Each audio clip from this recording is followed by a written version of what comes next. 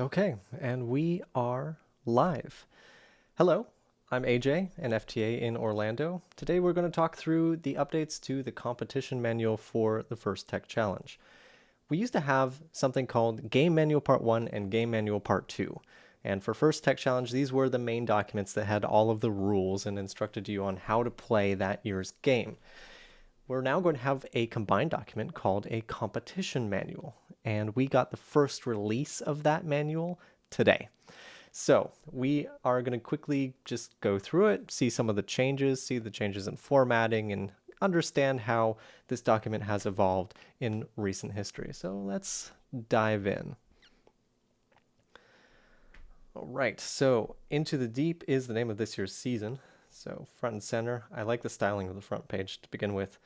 Skip over the table of contents and jump straight into the actual contents. So I'm sure a lot of this information right at the beginning hasn't actually changed at all. It's probably the same, spirit of the words, even if the words are different. But it's always good to start out for people who are new, information about first tech challenge in particular, of course, gracious professionalism and expectations of all of us in the first community. Cooperation is another standard thing that we have at the beginning of both the game manuals and the volunteer manuals usually. Spirit of volunteering, we always need more volunteers, so nice that that's right up front. Accessibility and inclusion. Cool that it has actually a link to contact your local leadership if accommodation is provided. I don't know if that's new or not, but I'm glad to see that that is there. And we are about to dive into this document and its conventions. So right off the bat, I can see that this document is formatted differently, and we're starting to see some of those formatting differences already. We'll see a few more in a moment, but I want to call out one because I think I already saw it. Yeah, and here it is.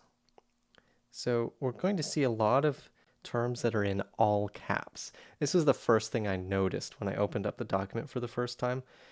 Personally, I have some trouble distinguishing italicized text sometimes, especially when I'm just skimming through a document.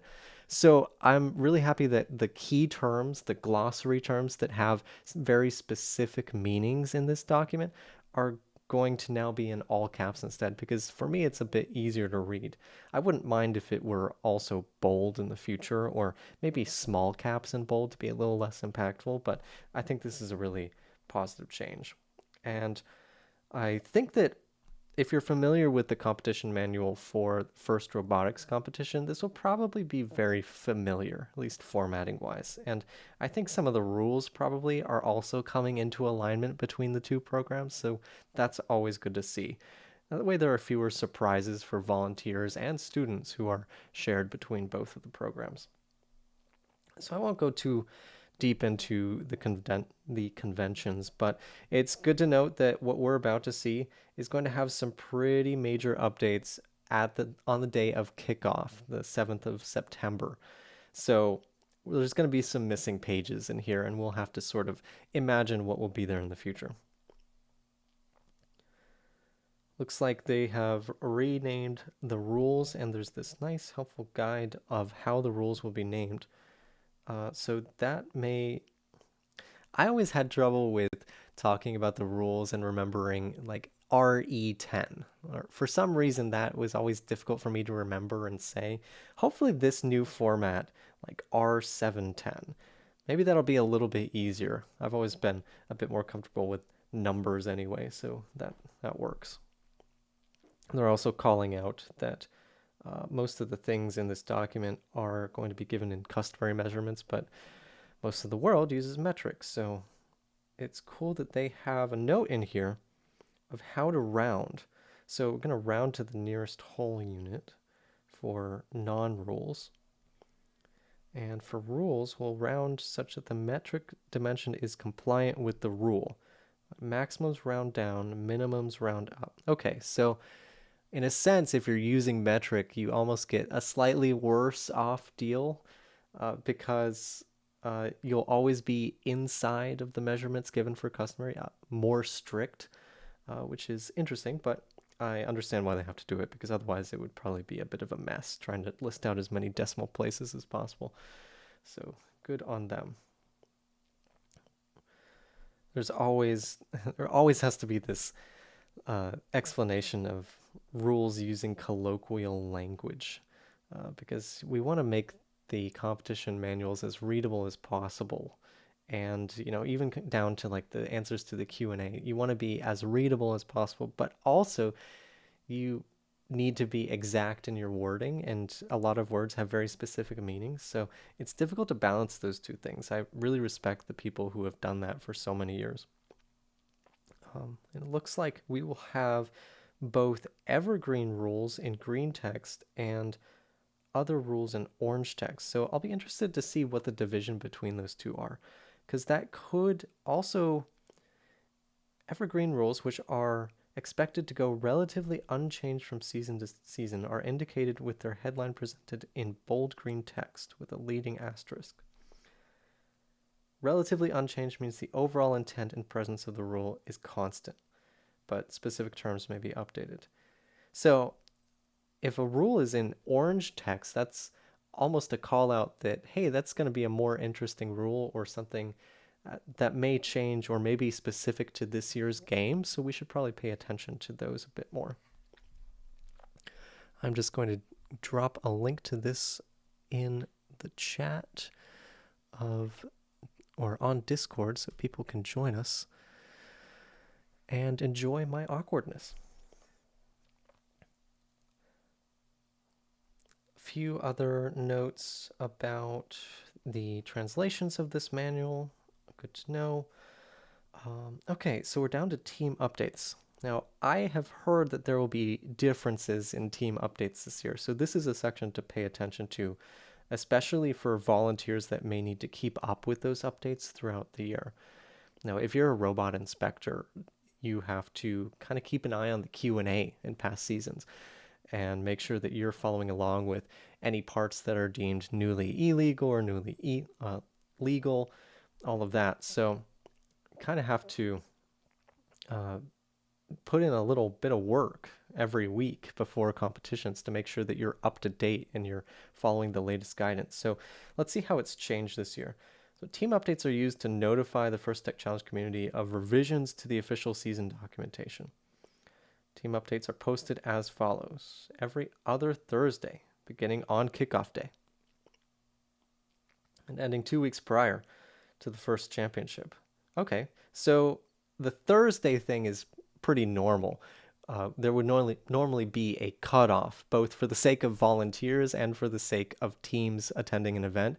Since most events happen on Saturday, on Thursday they would cut it off, say we're not going to post any new changes to anything, any of the manuals, or any new Q&A answers, so you don't have to be there, Saturday morning of an event and trying to get up to date on what's changed over the past 24 hours.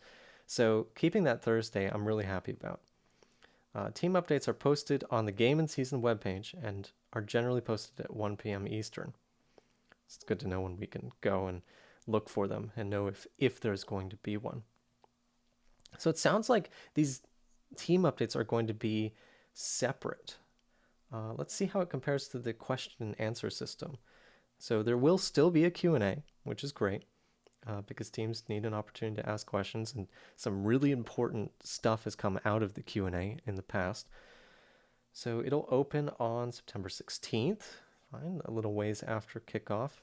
Give some time for everyone to breathe, and that'll be very nice. Q&A may result in revisions to the text in the official manuals, but it may not, which are communicated through the process described in the team updates. Okay, so responses in the Q&A do not supersede the text in the manual. So that is, at least by my reading of this, different from previous seasons, because the Q&A was binding and superseding.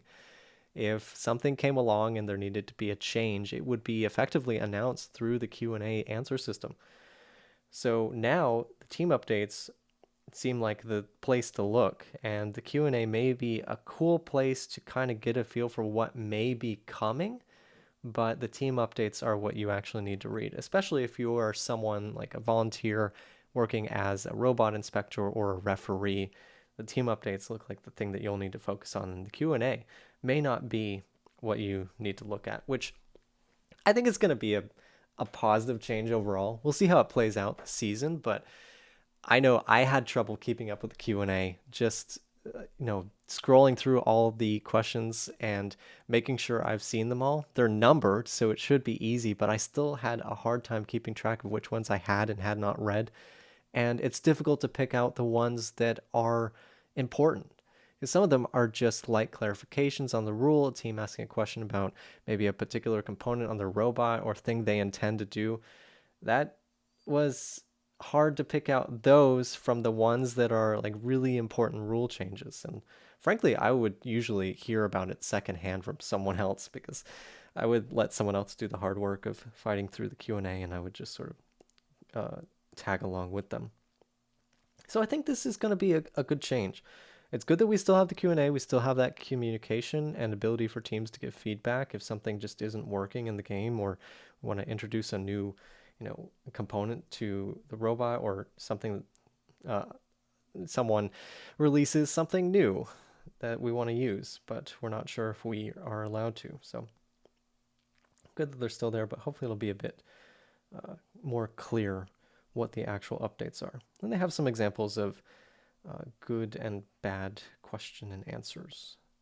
That's nice. Okay, so we're on to section 2, the first season overview. First dive is the name of the overarching theme for all of the programs.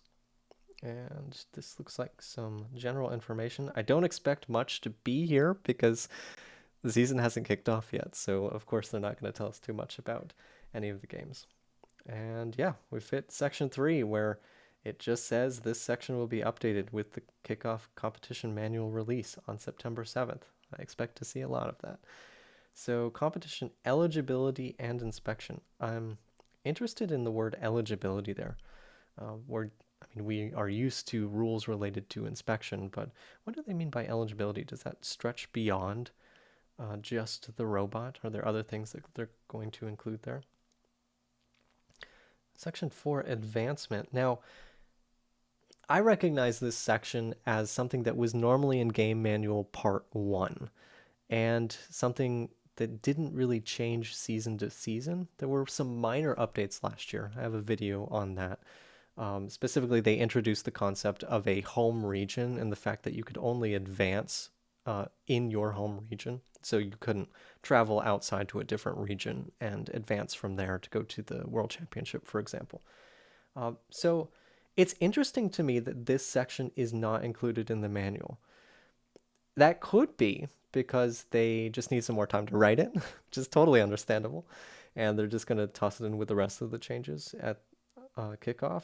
But I wonder if there's any major changes this season that they're not ready to announce yet, that maybe will come as part of the kickoff announcements.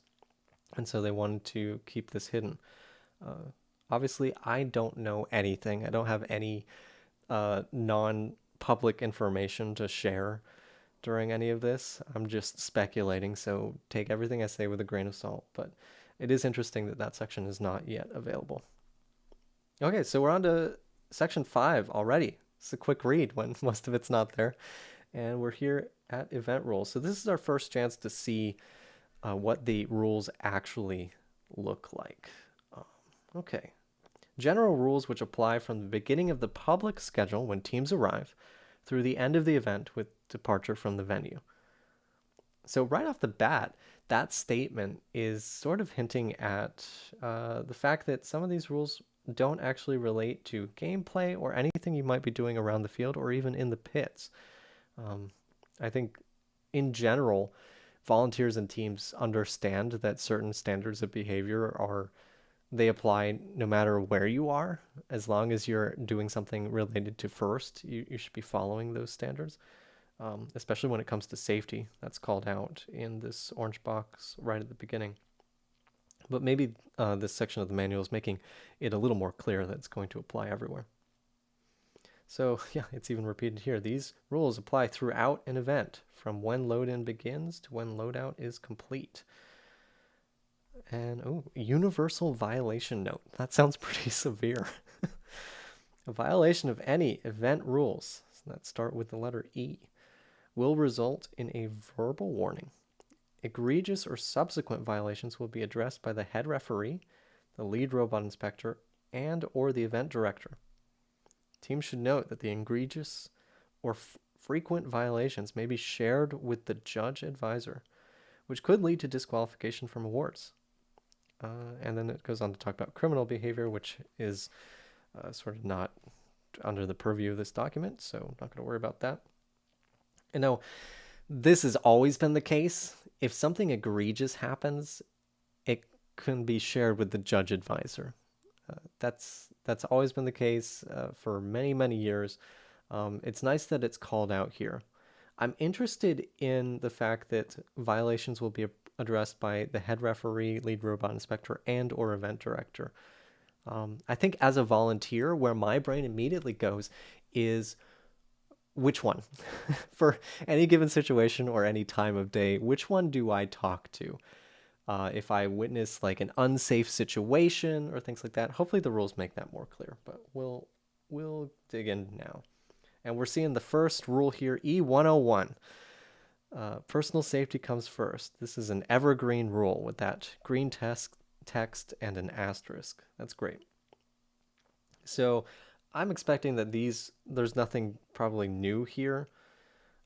Safety glasses, great. Closed-toed and heeled shoes. I'm glad to see the word heeled in there as well, just to clarify. Control entanglement risks by tying back long hair. Okay. I don't remember that specifically from old versions of the manual. It may have been there, but I'm glad that that is called out. And removing other dangling decorations, including lanyards. This one's interesting to me because so many events use lanyards as a form of identification for both students and volunteers. I think we can probably find a middle ground where that's still okay, but maybe we try and find breakaway lanyards, for example, with the clasp around your neck that with a swift yank you can have it unclasp and it'll get tangled up in something and it's not going to drag you down with it or something like that. It's interesting to see lanyards called out specifically because that is always a hazard. It's very easy to get things caught up in gears, especially when you're leaning over working on a robot, but so many events use them. Wear appropriate clothing. That is vague. I wonder if there will be questions about that.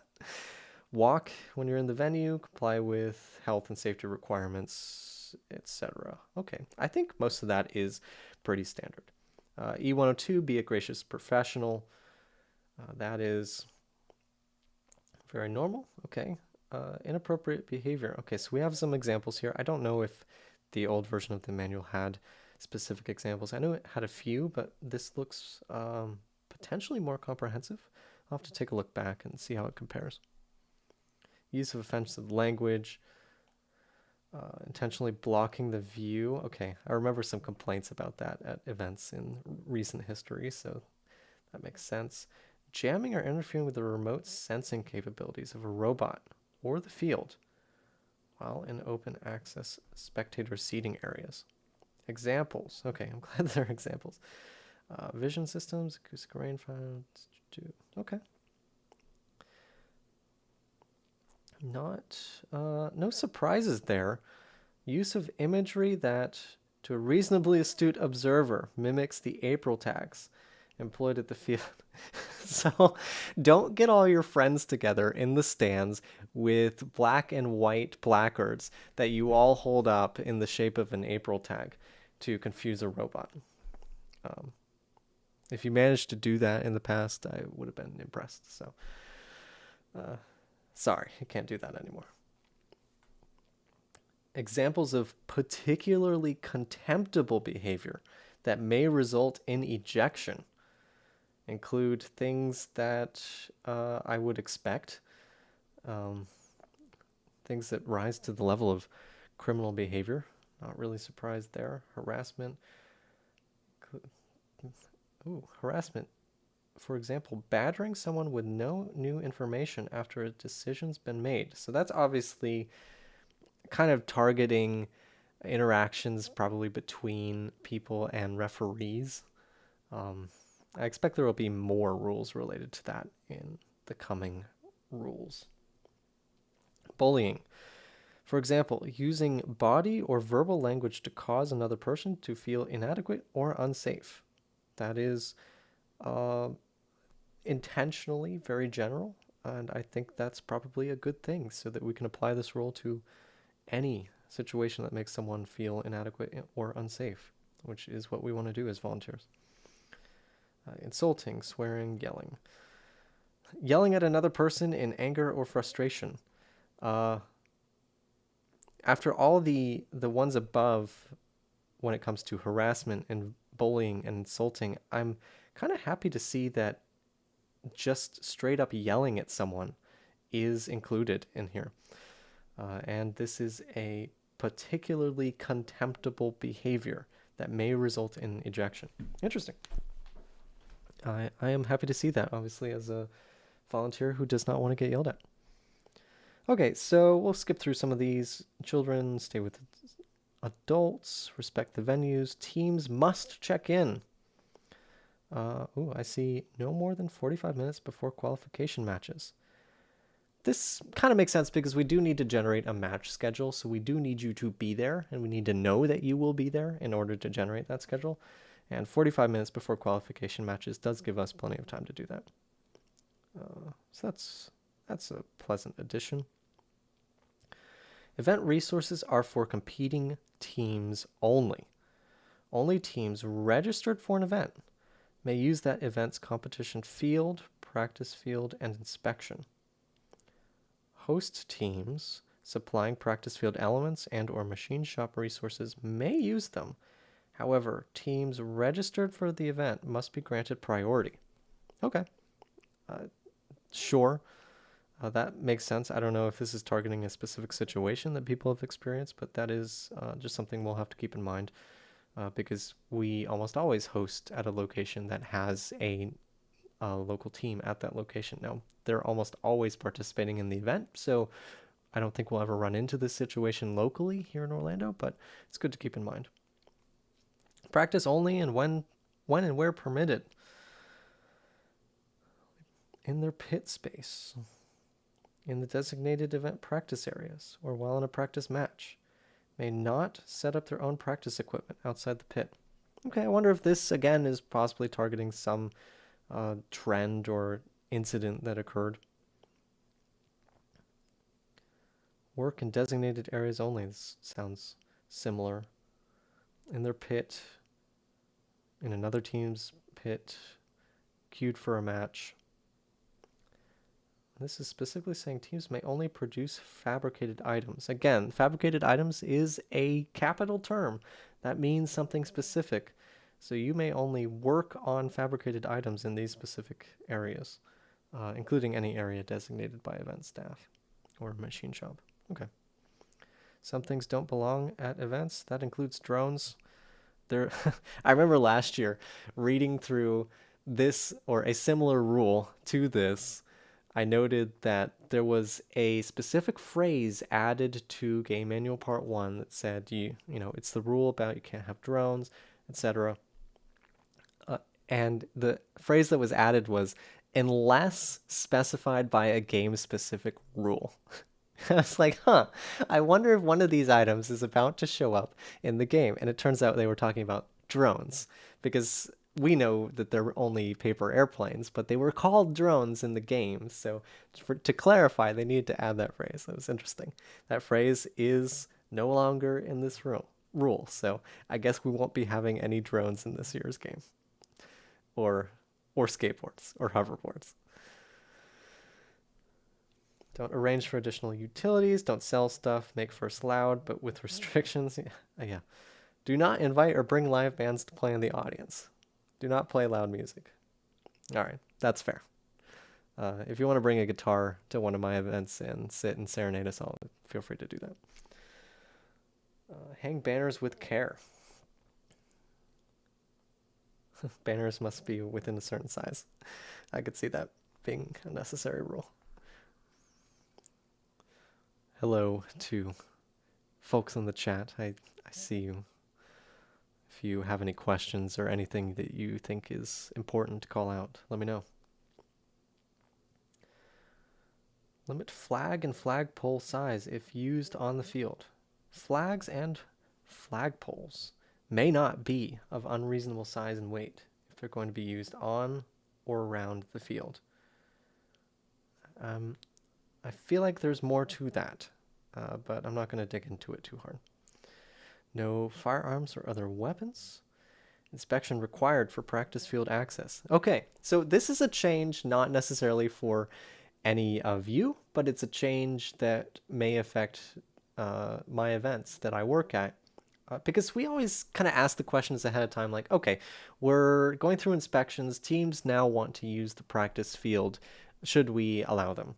And it's not a big deal. Normally, we don't enforce too stringent of a policy, but where we usually land is, okay, if you've passed inspection, you can go ahead and use the practice field. Many years ago, we actually restricted it that everyone had to pass inspection before anyone could use the practice field. It was sort of a way to basically say if someone isn't passing inspection, they probably need help. And we would rather teams focus on helping that other teams and not going to the practice field and just focusing on themselves. We don't do that recently because it seemed a little strict. But this is an interesting thing that's coded precisely in the rules. Inspection required for practice field access. Teams may only use a practice field with a robot that has passed an initial complete inspection. This rule only applies to events not using scheduled inspection times. Okay, so fair. If you are at the first championship and you need to practice in order to get ready for inspection, then that's probably fine as long as you don't miss your scheduled time. So that's fine. But most of our local events, we don't have an inspection schedule because we don't have judging at league meets, so we don't need that tight of a schedule. Even at our league tournaments, we generally don't have scheduled inspection times because we know that between hybrid judging, if that's what we're doing, or just the judging schedule alone, people will naturally work around it for inspection. So it's probably fine. But I like that this is encoded into the manual now. You have to complete inspection before you can use the practice field. And E117 is not new. Don't record first staff or volunteers at an event without their consent. That was added into First Tech Challenge Game Manual Part 1 last season. And if I remember right, that was sort of inherited down from the first robotics competition manual. Machine shops and host team build spaces. Rarely, some events host a machine shop. Yeah, when we can. Typically sponsored by local host organizations. I feel like there's more here. There's no actual rules in this section, so I'm going to mark that as a question mark. I wonder if more is coming there, if they wanted to fill that out more, or if that's it. Just kind of a general announcement like, hey, there may be a machine shop, but it's only during specific hours and at the whim of the team that provided it. Okay, wireless rules. As an FTA, I'd have to pay attention to this. Teams may not set up their own wireless communication. Classic rule, don't set up a hotspot. Some devices have hotspots, please turn them off. Don't interfere with wireless networks. May not interfere, attempt to interfere, or attempt to connect with any other team or first wireless network without express permission. May not even attempt to connect to another team's Wi-Fi. I totally agree. Please don't try and connect to another team's control hub. There's no reason for you to be doing that. Teams are encouraged to report suspected wireless security vulnerabilities to the FTA or event director. Yeah, if you're at one of my events, please tell me about it. Subsequent violations may lead to dismissal from the event and or legal action. So this is interesting. This rule previously, I think it was a competition rule like C3, one of those. It was a little more strict than it is written now. there was a very clear escalation process where if someone is attempting to interfere with wireless, it was basically a phone call to first, and the head referee with help from first would decide what to do, and it may lead to disqualification and ejection from the venue. I don't see anything in this rule that prevents this from happening again, especially if it's an egregious violation, but it is interesting that that's not called out so clearly anymore. Because the last thing I want is for anyone to try and disrupt the wireless of another team and, think that that's okay. Because it isn't. Load in pits. These sections look mostly informational, not too many rules. But pits, yeah, 10 by 10 by 10. Interesting that 10 by 10 by 10 is mentioned in the manual because we've sort of coalesced around that for the most part, but some events do have different sizes. Plenty of capital robot, capital field, capital robots. Okay, let's get into some of the restrictions around pits. Interesting that there are rules in the pits section. I'm not saying that there doesn't need to be, but there's a few of them. Okay, pits are unavailable if closed. Cool. Stay in your pit. That's kind of funny back to back to say that. If it's closed, it's not available, but also stay there. May neither allow their materials to expand beyond their pit, swap team pits, or move themselves to empty team pits. Okay, so you'll be assigned a pit and stay there. I think this is more important now than it has been in previous seasons because we now spend a lot more time looking as volunteers at the pit map that is available in the First Deck Challenge scoring system now.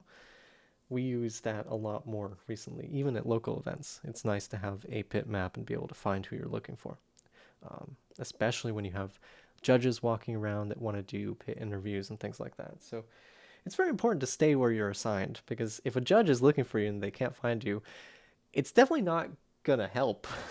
So maybe stay there. Keep aisles clear, no sparks, nothing too big, no brazing or welding. Yes, please, especially if you're on a gym floor. Please don't do that. Solder with specific tools only. Great. Structures must be safe. Secure team identification assets must be securely mounted. Yeah, I've seen some things fall over in my day. Please don't do that. Only use aerosol or other chemicals with noxious fumes in approved areas. True. And I think because we're talking about pits, our brains usually jump to things that have to do with working on the robot. So I also want to point out hairspray.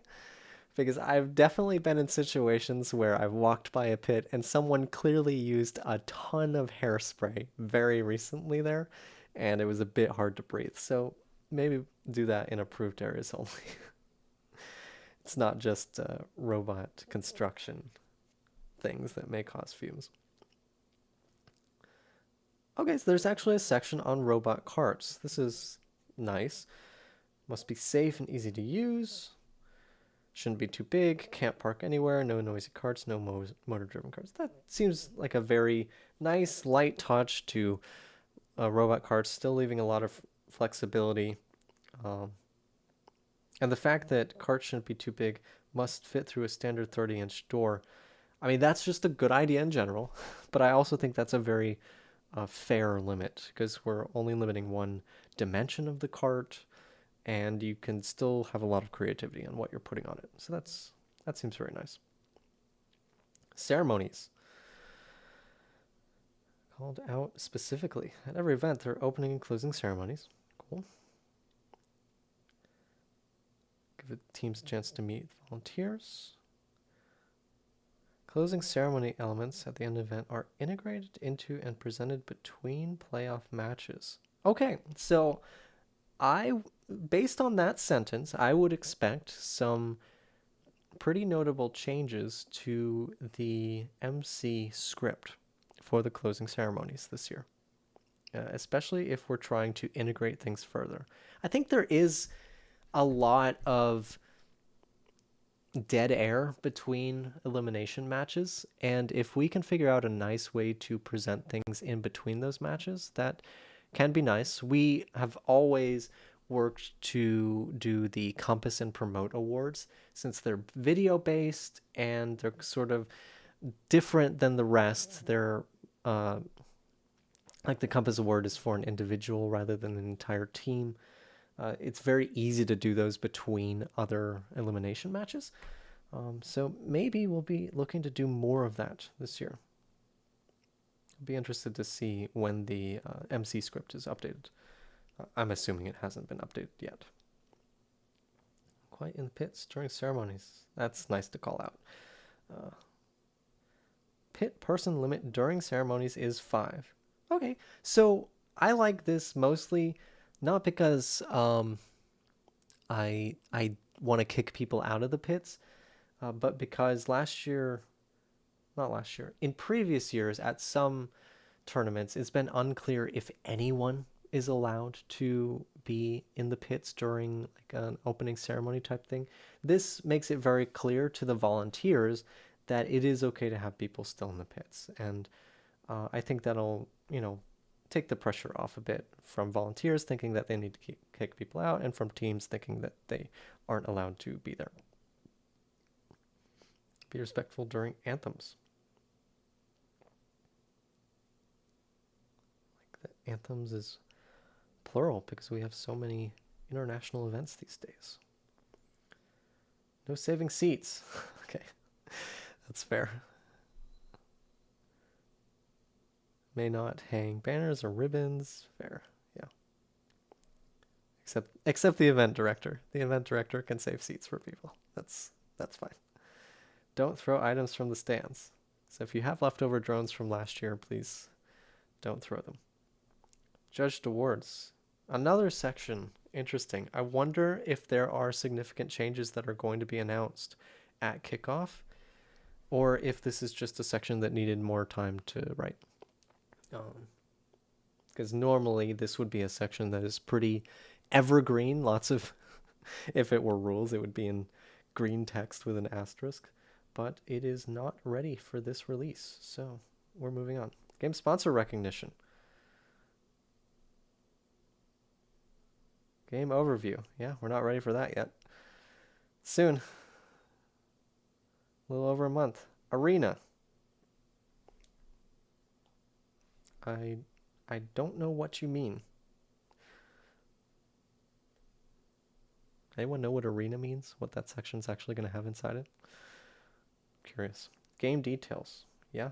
Again, not ready for that. Game rules. Gee.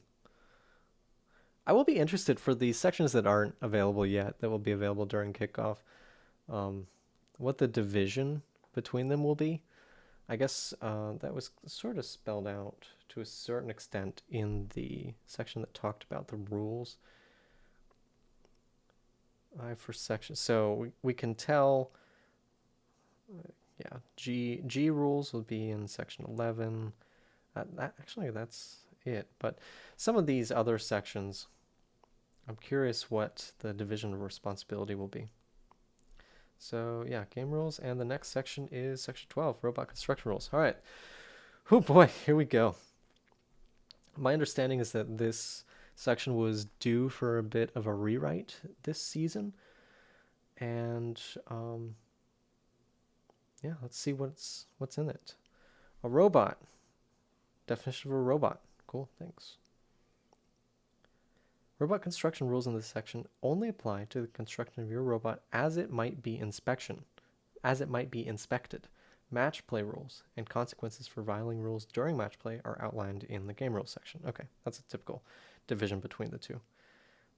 And I'm sure there's a reinspection mechanism for moving back and forth between matches and inspection. Robots are made up of components and mechanisms. A component is any part in its most basic configuration, which cannot be disassembled without damaging or destroying the part or altering its fundamental function. Okay, component, that's going to be an important term. Versus a mechanism, which is an assembly of components, presumably, yeah, that can be disassembled and then reassembled without destroying anything. So I assume that we're going to make that division very clear in the rules when we're talking about a component versus a mechanism.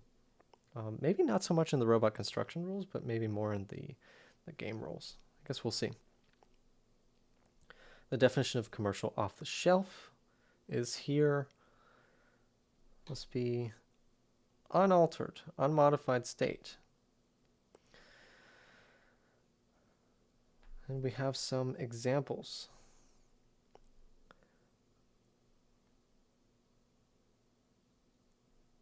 Commonly available from a vendor for all teams for purchase. Okay, I'm wondering how they define that.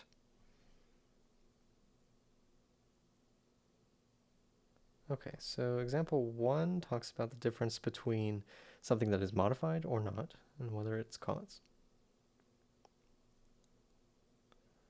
Whether it's been fabricated or not. Okay. Ooh, we have a specific definition of a vendor. This is interesting.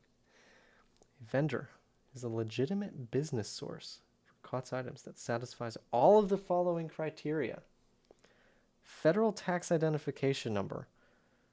I think this needs some translation for international vendors. Oh, it's right there. In the case where the vendor is outside the United States, they must possess an equivalent form of registration or license with the government of their home nation. Okay, cool. I'm not exactly sure how teams are going to verify that in some situations, but I understand what they're getting at. It's a real business. It's not me in my garage trying to sell something. Is not a wholly owned subsidiary of a first team or a collection of teams. Great. There may be some individuals affiliated. Yeah, because any first focused vendor is definitely going to have team affiliation. Business and activities of the team and vendor must be completely separable. Okay, so I'm guessing what they're getting at is that the vendor is not a primary source of funding for a team, even if they are somewhat separate. Should maintain sufficient stock or production capability so that they are able to ship any general product within a timely manner. I wonder what that means because we have had plenty of back orders.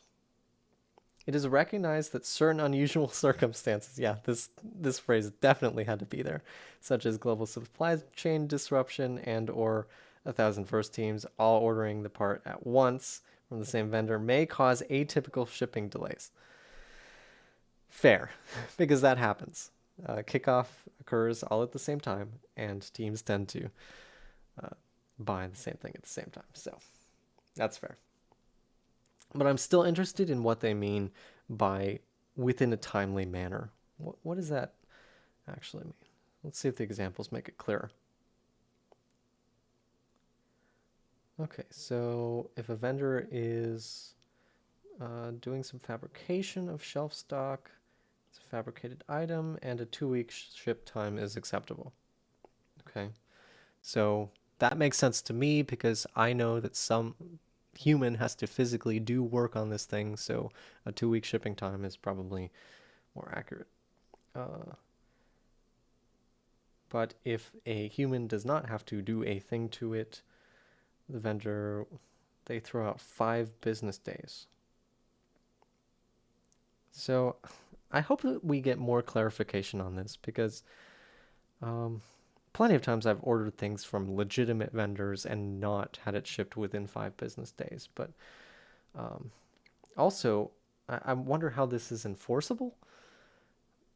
Usually a team has to provide documentation to show certain things. Like if you're an inspector and you're not sure if a commercial off-the-shelf item fits this rule, how do you verify that the shipping time was within a certain amount? I don't really see that happening.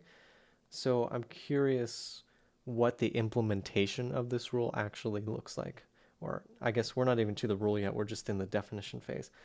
When it comes to the rule that inevitably says that you can use certain commercial off-the-shelf items, I wonder what the implementation of the definition will be there.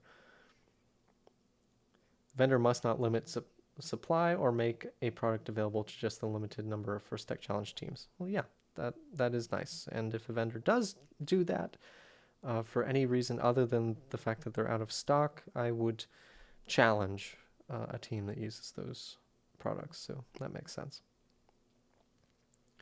The intent of this definition is to be as inclusive as possible to permit access to all legitimate sources while preventing ad hoc organizations from providing special purpose projects. Okay. We want teams to have the broadest choice of legitimate sources possible. Okay. That's nice. Build season is brief. Yeah, I agree. Okay, we have some other definitions of COTS items. I don't see, right off the bat, I don't see anything necessarily new, but I think that this has been clarified nicely. And I assume as we get into the actual rules, we're going to see the typical rule that we're all used to, like you can use commercial off-the-shelf items, except if they have more than one degree of freedom, except for these particular items like dead wheel odometry. I assume that we're going to get to that below. Teams may be asked to provide documentation, i.e. reference to the relevant rule in this manual, proving the legality of items. Okay, but I wonder if that includes things like shipping times. I would like to know more about that. Okay, so we're into general robot design rules. This is the fun part. Starting configuration is an 18-inch cube. Fun, the usual. Only exceptions are preloaded game elements and minor protrusions rule. That's a new addition from last year. You can have certain flexible materials stretch slightly outside the 18 inches. So like if you have a zip tie or the end of a zip tie that's stretching outside by a 1/4 inch, then that's fine. If a robot uses interchangeable mechanisms, they have to show compliance for all variations of it. That's all normal. Cool. Robots may assist in holding the starting configuration. Okay, so little inside baseball here. This came up on a call for volunteers in one of the robot and field inspector discussion calls, whether or not it's a good idea to allow robots to be turned on during inspection. There are arguments on both sides, and I think we'll see them in this rule. So robots may assist in holding the starting configuration. Must be fully self-supported, meaning they don't exert force on the invisible 18-inch cube or the sizing tool, but they may do that with mechanical means or by initializing to a desired stationary position. Okay, so I think one of the concerns that I remember being brought up is if you have robots that are actively holding themselves in the 18-inch cube while they're initialized, whether they have to do that or not in order to fit within the 18-inch cube, whether they're doing that because they would otherwise extend beyond or not, there's a little bit of danger there because you are probably using a motor or a servo to actively hold something there. There's thermal concerns that can arise because you may effectively be stalling whatever it is. So I like that we have specifically called out if we're holding yourself in during inspection or waiting for a match to start, you may have to do that for several minutes because that's just true and should limit the possibility of thermal failure, which you're not having motors stalled against a hard stop. So I like the way that this is written because students in First Tech Challenge are definitely not dumb. And if we're making a rule, we want you to understand the reason why we're saying something. So it's not just that you can do this, have fun, or you can't do this, And because we said so, it's here's the reason why you want to be careful if you're doing this thing. So I like the way that this is written. So teams will be concerned about the same thing that we are concerned about as inspectors. That I think is a positive change. So you can be powered on during inspection. That is the bottom line. So inspectors in the future will need to be a little careful. Not that they weren't careful already, and not that some events allowed that already, but just be careful that you're not sticking your hands into gears when you're trying to count the motors inside of a robot. There's no explicit weight limit, but again, I like how this is written. You don't have a weight limit, but here are the things you should be concerned about if you have a heavy robot, like field tile damage. That's very nice.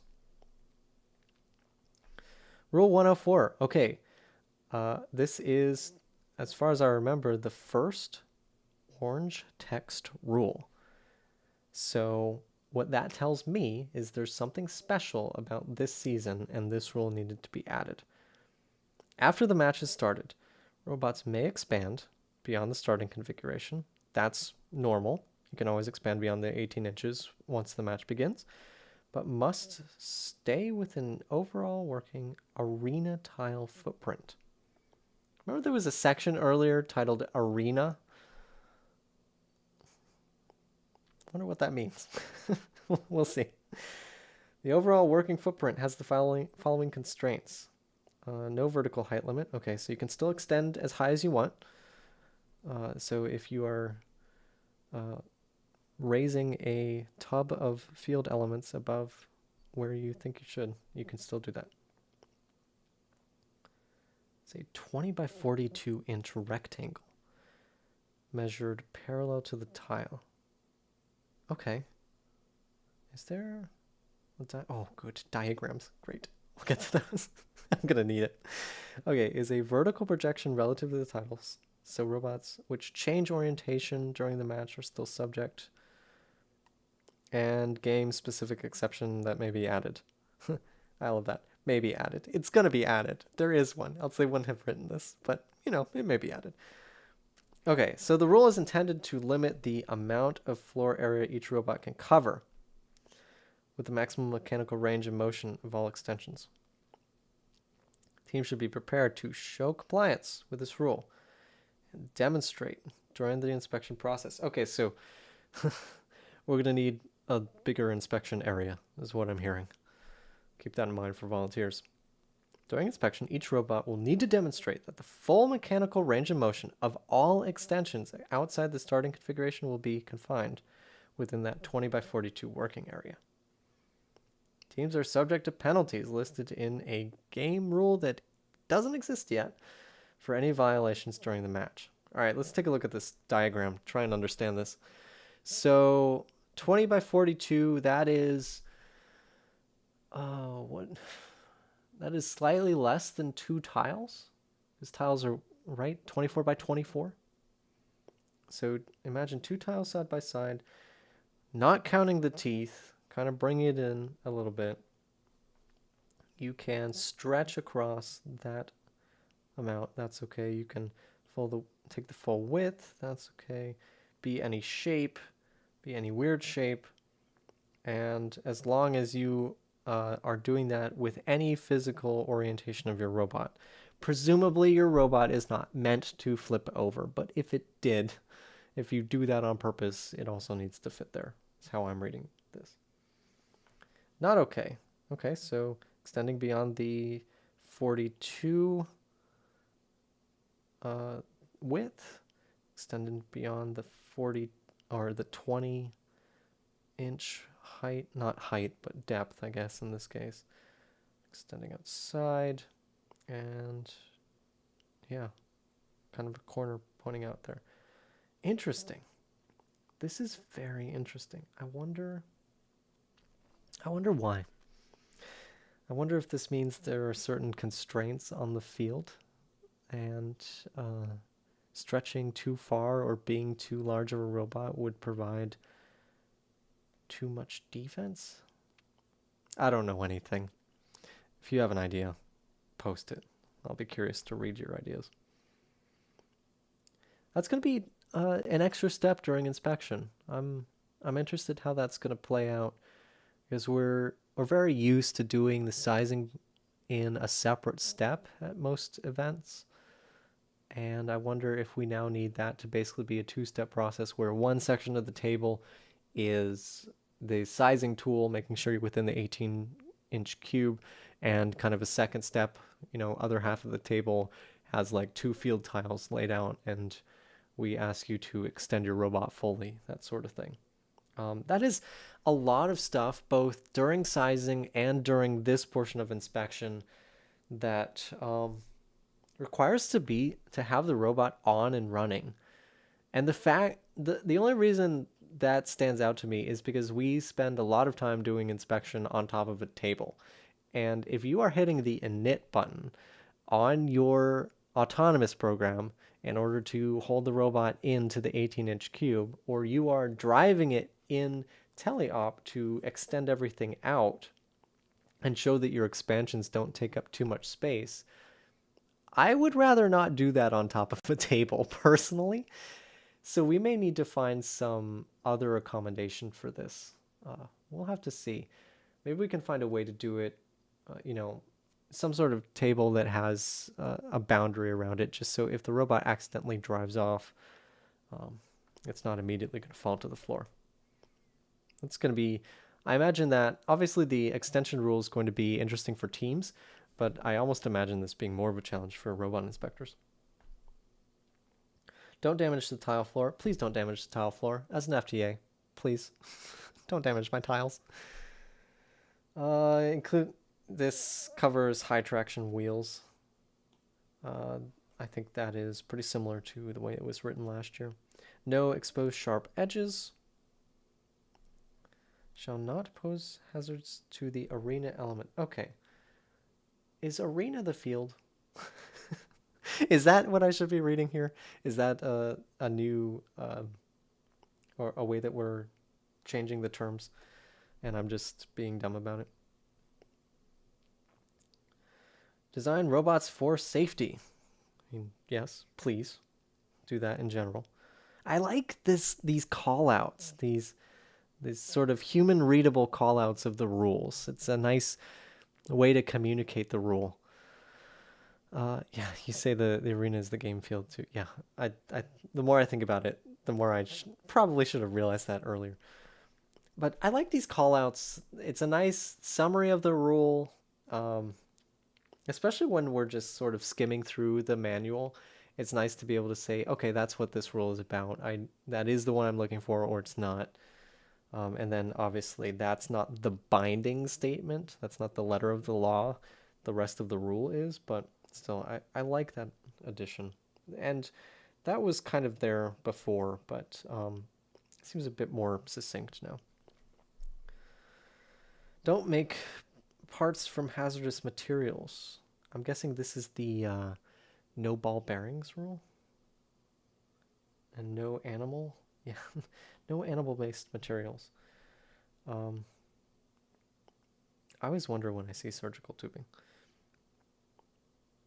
No hydraulics. No liquid mercury. Okay, I recognize most of this as what looks to be the same. No, no April tag. Oh, this is interesting. So I think there was a pretty general rule last year about not having April tags on your bot, but specifically, they're calling out a certain family of April tags. So I wonder if that means it's okay to have other families of April tags on your robot for some reason. I don't know why you would want to. Maybe it's useful in the game. Who knows? But it's interesting that they specifically call out 36H11. So if you're curious, that's almost certainly the family of April tags that will be used on the field visitor. And that may be a large family that doesn't narrow it down at all. Doesn't really matter. Any device designed to damage or flip competing robots. Yeah, it turns out this is not BattleBots. Scoring elements stay with the field. Ooh, this is interestingly written. Robots must allow removal of scoring elements while powered off. That's important. And I think what we're getting at here is powered off is maybe even not necessarily with the robot main battery off, but the expectation is that you'll be removing scoring elements after your op mode is stopped, after the end of the match, and we don't want you to have to start a program again in order to remove anything. So I wonder if that means that there are field elements this year that are easy to get stuck inside your bot.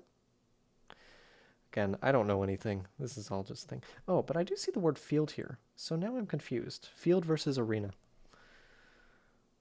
Maybe there's more evidence. Don't contaminate the field. Yeah, it is using field as the way that I expect the word field to be used. So now I'm even more curious what arena means. Robots may not contain any materials which, if unintentionally released, would damage the field. So yeah, this is the classic ball bearings rule. Please don't put anything on your robot that can spill, basically, because I don't want to clean it up. Don't damage scoring elements. We expect them to undergo a reasonable amount of wear and tear. Yeah, fair. That is expected.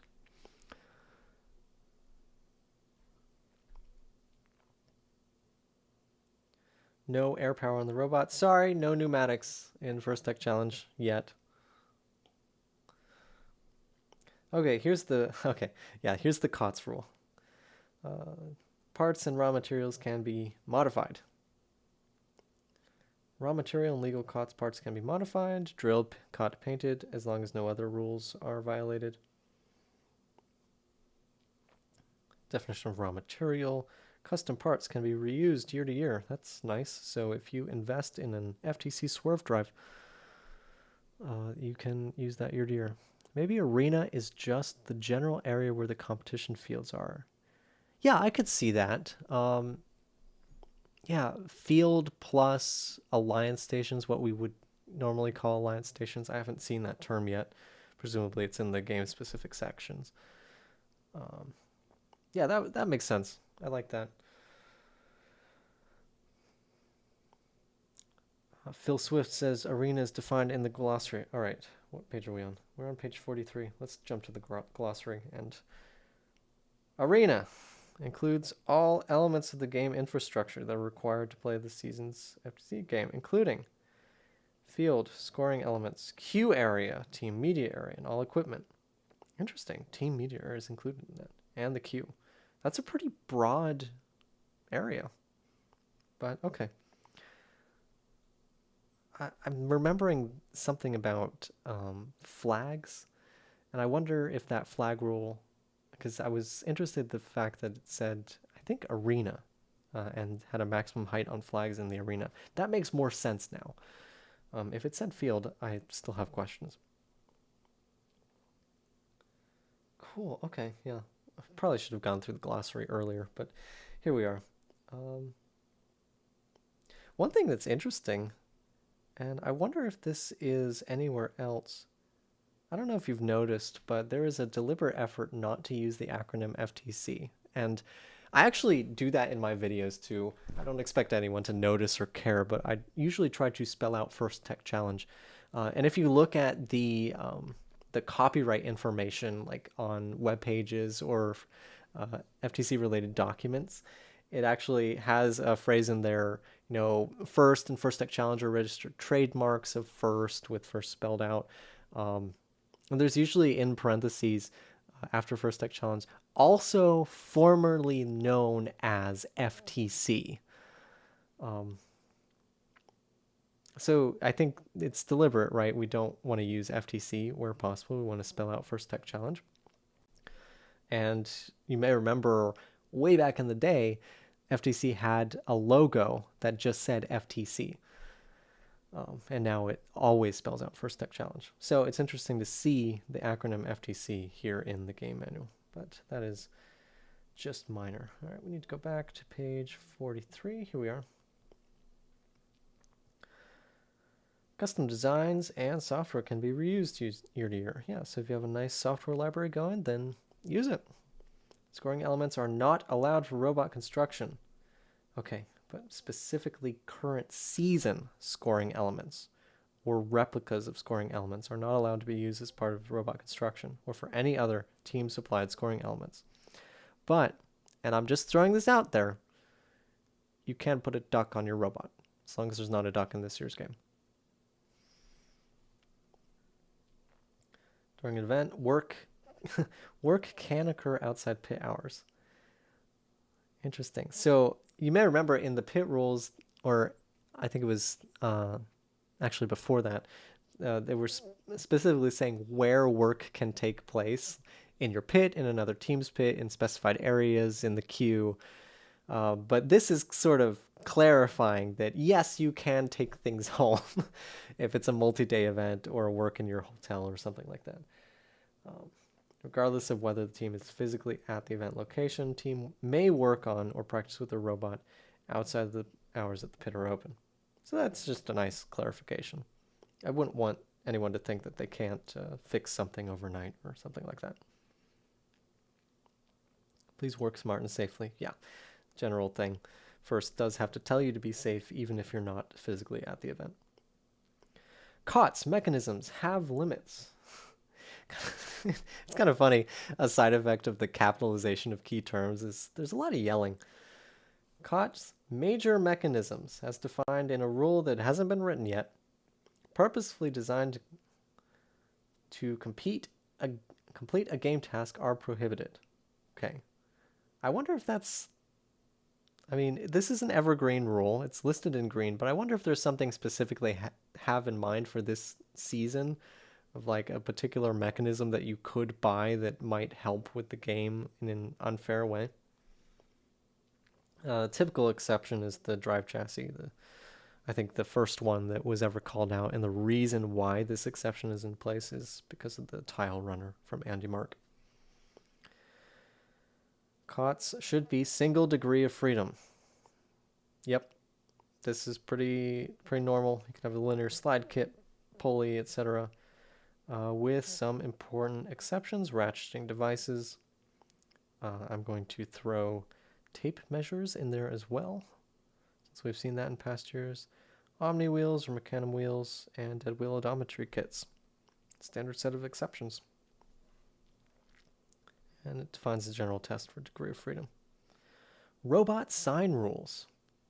This is the replacement to the alliance markers. I found the alliance markers personally difficult to see most of the time, so I'm hoping that these robot signs will improve upon that. A robot sign is required.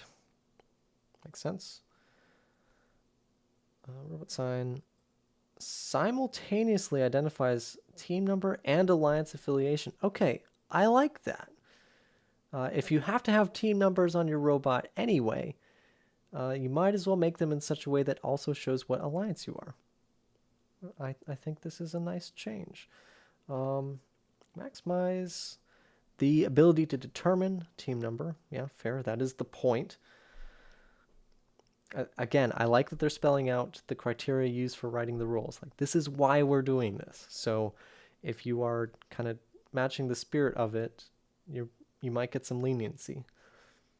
Minimize the amount of design challenge in creating robot signs. Yeah, we don't want you to spend a lot of time on the sign because that's not the point of the challenge. And increase consistency in displaying robot identification, meaning make it easier for people like me to actually find the team numbers and the alliance marker. 2 robot signs per robot, same as it was before with team numbers and alliance markers. There's 2 separate locations. Cool. Be on opposite or adjacent surfaces at least 90 degrees apart. Great.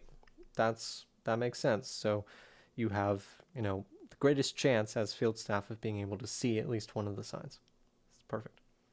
Yeah, and it even calls out that intent. Must be viewable from at least 12 feet away, because that's how far we usually are. Okay, must be made of a robust material. Good, there's examples down below. Ones that satisfy this rule, acrylic, plastic laminated paper, wood, and metal. Okay. I think what this is mostly calling out is non-laminated paper, because I have seen some team numbers destroyed in my day and don't want to have that. We've got size restrictions. Minimally 6.5 inches, minimally 2.5 inches. Okay. And then the team numbers are called out separately. That makes sense. Okay, cool. Guessing there's more. Yeah, they indicate your alliance. Okay. These are the things that are allowed. Things that are required to be there. Yeah. Solid white first logos. Okay. Include a first logo. That's nice. First has a brand and logos page where you can download everything, and it includes the brand guidelines, including how much space you're supposed to include around the logo. So, for example, off the top of my head, I think if you are using this logo, you are supposed to include the space of an F on top and bottom. So like if you imagine there's an F here, if you take this F and imagine you kind of moved it around, you have to leave that amount of space. Anyway, I don't know that that's going to be enforced or anything, but if you want to follow the brand guidelines and get practice for doing that, since it is a valuable skill, especially if you want to go into any sort of business design, marketing, anything like that, this is a great opportunity to do that. So you can have solid white first logos, small amounts of hook and loop tape, obviously, to attach it to your robot, and narrow areas of different colors exposed. Okay, so if you have like a dual-sided one that you're flipping back and forth, I think you can still make that work. Team numbers are on the signs. Great font choice. I love it. Solid white opaque Arabic numbers. Standard numerals. Minimum of 1/4 inches, background surrounding the numbers. Okay, so you can't have bleed from the numbers to the outside. May not be vertically stacked and must be made of robust materials. Cannot be powered on or rely on power from any sources. Okay, so I'm going to admit I'm a little disappointed because I was hoping that we would get an option for lighted team numbers this year. Because that is something that we started to see people experiment with. It was very tricky because you have to make sure that the team numbers are still visible if the power is turned off. Like if your robot is turned off in the middle of the match, we still need to know which alliance you are and which team you are.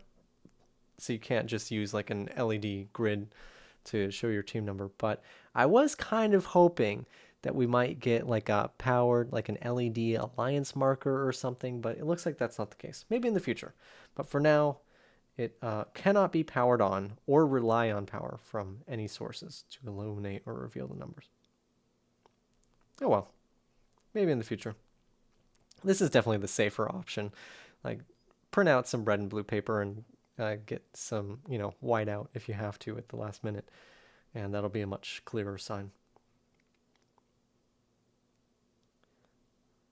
If a team does not have completely legal robot signs, and there is no color printer or other means available, may approve alternate substitute for use at the event. Okay, so I love statements like this that give flexibility to the head referee or the robot inspector, because one of the things we always say, whether it's on an inspector discussion call or if we're just talking amongst the tech crew at the events that I work at, is we're there to make teams succeed.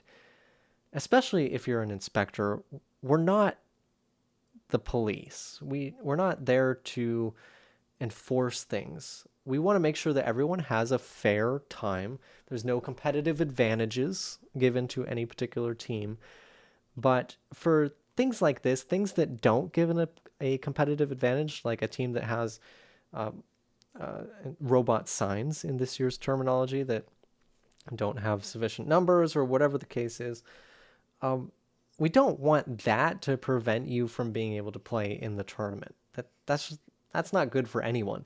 So we are very deliberate about saying like, hey, first of all, find a way to get the team into compliance if possible. If you have a color printer and you can just print something out real quick and have them reinspected, then great, do that.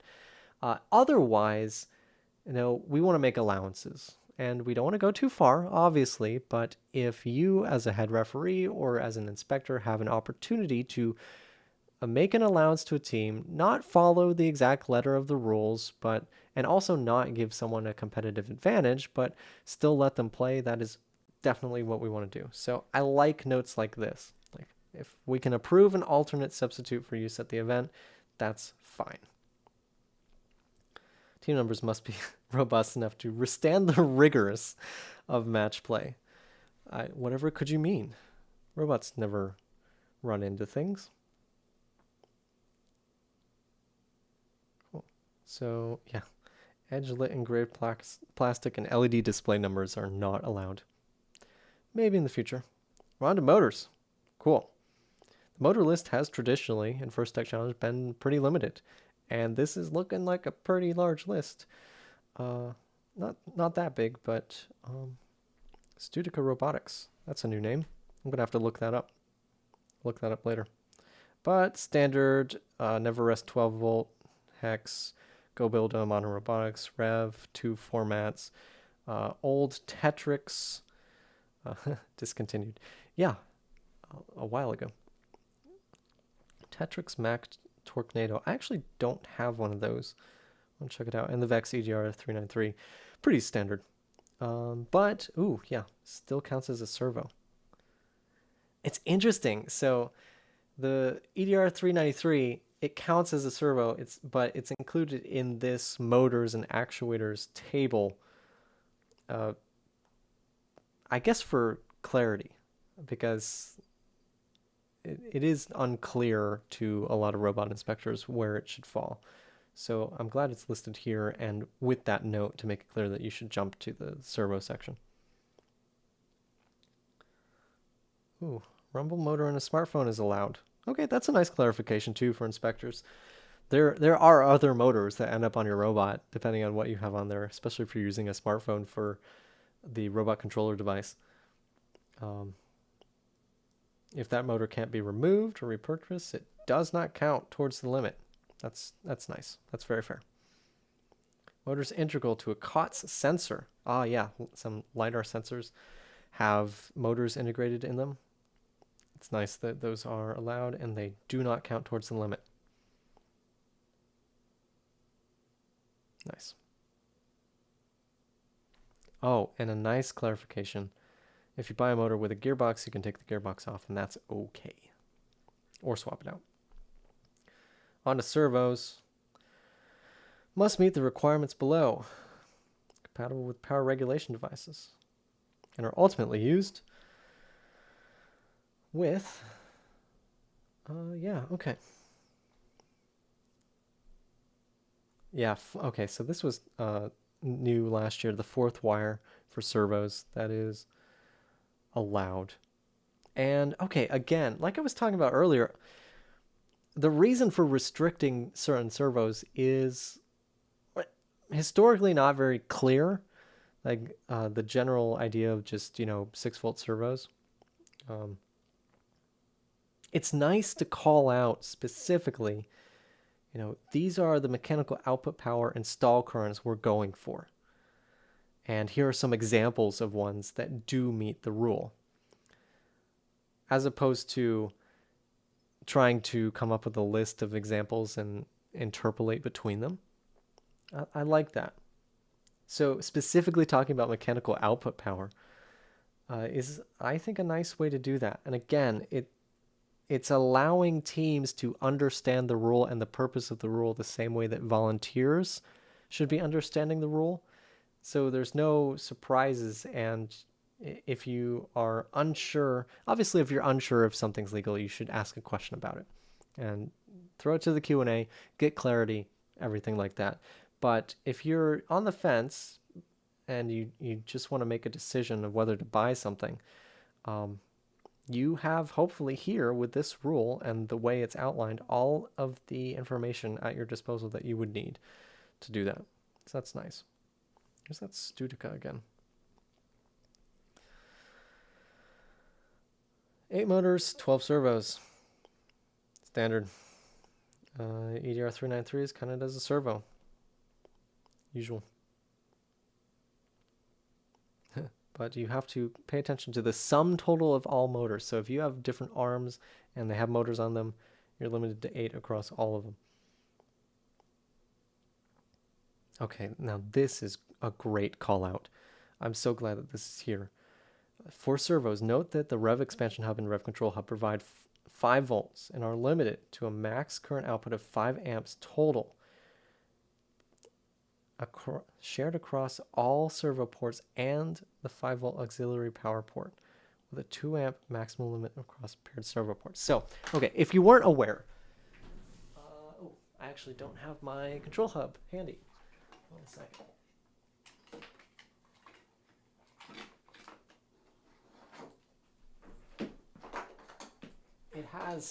My control hub has some things attached to it, so don't mind those. I'll be making a video about those later. So you see on the control hub there's these 6 servo ports plus the 5-volt power on it as well. So if you use ports 0 and 1, you're sharing 2 amps allowed between that pair of ports. So for example, if you have just 2, yeah, you spotted the SparkFun optical odometry sensor. It's really nice, and I don't know if it's back in stock, but if it is, I highly recommend it. I'll be making a video on it. Is this where I'm supposed to say subscribe to get notified or whatever? I'm bad at this. So if you have 2 servos connected to your control hub, don't put them on 0 and 1. Put them on 0 and 2. That way you get 2 amps for one, 2 amps for the other. Otherwise, you're artificially limiting yourself, and you can cause damage to the control hub. You can cause the control hub to brown out, lose connections, things like that. So I really like that this is spelled out right here in the competition manual, because I don't think it was very clear to teams before. I definitely had to inform some teams that that's what was happening to them, because they were losing connection during a match, and it was specifically when they were using a pair of servos at the same time on the ports beside one another, and all you have to do is just move it to the other port and you're okay. So it's important to understand you have 5 amps total per control hub or expansion hub, and it's shared not only among the servo ports, but also the 5-volt auxiliary ports. So if you have LEDs on there, they are taking away current that would be available for your servos too. So you have to be careful there. And the fact that the servo ports are paired, not obvious. I wish that the sticker on the control hub itself actually made that a little more clear, or at least hinted that something was happening there. But it's right here in the competition manual. Hopefully fewer teams get stuck by that in the future. And again, when it comes to evaluating what servos are allowed and what you should be buying, I like that the information you need to make good choices is all right here available to you, and you'll understand the point of the rule the same way that the inspectors presumably do. I love that optical odometry sensor. I can't wait to show it off a bit more. Don't modify actuators unless explicitly allowed. Yeah, we talked about this a few years ago because teams were modifying the internal components of one motor in particular, changing out gears or something. We don't want that. All actuators must be powered from approved devices. Okay, so we're getting into the power here. Oh, interesting. Specified 2 motors per port. So I think it was a lot more common back in the day with the modern robotics motor controllers that you would possibly, for example, you would have one motor controller which did 2 motors, and that would be in charge of your drivetrain. And if you had a standard tank drive, since Mecanum was less popular back in the day and Omni wheels were less popular, you might take those two available motor ports, and run two motors off of each. Because it was just easier to program. If you have two motors for a set of wheels that are going in the same direction all the time, you could do that. But I think some teams stretch that to the limit where eventually you get a situation where you have too many motors on the same motor port, and it becomes a current issue. You're just drawing too much current from a single motor controller port. So it's nice to see that it's called out 2 motors per port here. Maybe that isn't new. Definitely important to have 2 servos per port as a maximum. But I like that that is clarified. Spark Mini still allowed. Studica servo power block. Again, I'm going to have to look that up. So that's 3 things now. That was a motor, a servo, and now a power block that are allowed components from Studica. I assume that's how it's called. And I want to look those up. I love when new manufacturers come in and have legal components that they sell to teams, because it can only be a benefit to everyone to have more competition in the space. No relays. Oh, sorry, no spike relays. Battery limit. I like this summary. Everyone has the same main robot power. The only legal source of electrical energy is the main robot battery. One and only one, 12 volt, nickel metal hydride main battery. Sorry, we're not moving up to lithium batteries yet, which makes me very happy because of the number of batteries I've seen in a damaged state. I do not want to deal with lithium batteries in that state. Must have fuse as normal. Installed connectors may be replaced. And please do, especially if you have the plastic Tamiya connectors, the kind of clear translucent connectors on your batteries. Please just go through all of your batteries, replace them with Anderson power poles, and be done. Notice, I mean, I would do power poles personally, even though you still have to convert over to XT30. I prefer power poles, and I think you'll get better life out of them if you do that. AndyMark flat pack battery. Oh, I know that's not new, is it? Flat pack battery from AndyMark? I don't have one. I want one. Oh, there's Studica again. Selling a battery. Looks pretty standard. They're all 3,000 milliamp hour batteries. No advantage to be gained from one over the other in reality. Yeah, there are many other similar style batteries available, but only the listed ones are legal. Yeah, and that's, I think, because we just can't verify that they're safe and have the same power constraints, and yeah. It's just easier to restrict batteries to specific manufacturers because we know that they work and they don't provide an advantage. Other batteries are only allowed for peripheral devices. This, in my head, is the classic GoPro rule. If you have a GoPro mounted to your robot, it can have a battery of its own. Yeah, self-contained camera, e.g. GoPro style camera. That's fine. Yeah.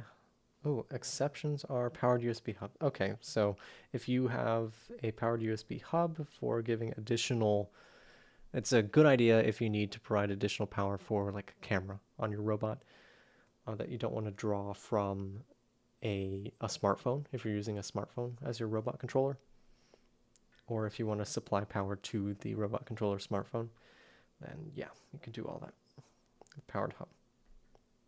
I recommend it. Rev sells one that hooks into the 5-volt auxiliary port of your expansion hub if you have one, and that is a great option. There are relatively few powered hub options on the market today, a lot fewer than there used to be. Charge batteries with safe connectors, charge batteries at a safe rate. Yes, please. The higher amperage or charging rate on the rev charger is the correct one to use. Batteries are not ballast. This rule is here because we've seen some things. You can't put additional batteries on your robot just for weight or balancing. Definitely seen that. If you're at a school with a weightlifting team, go ask them for their smallest plate. Do it that way. Remember, there's no weight limit, but you can't damage the tiles. Must securely mount the batteries. Connection should be robust and must be insulated. Ooh, I like the call out of insulation here. All electrical paths may include intermediate elements such as COTS connectors, power pole. Anderson Powerful listed first. It's best in my opinion for first tech challenge at this point.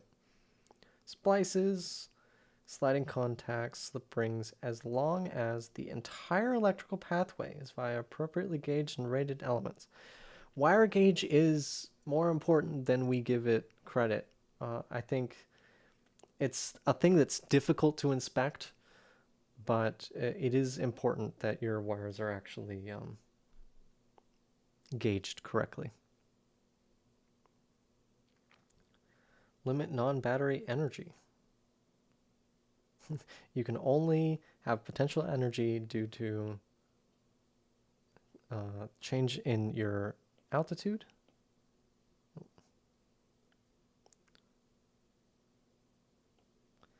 And storage achieved by deformation of robot parts, like springs. Yeah, so I think that's the same. This is the battery switch rule. I just got a pair of AndyMark FTC power switches. They are very nice. They feel very nice.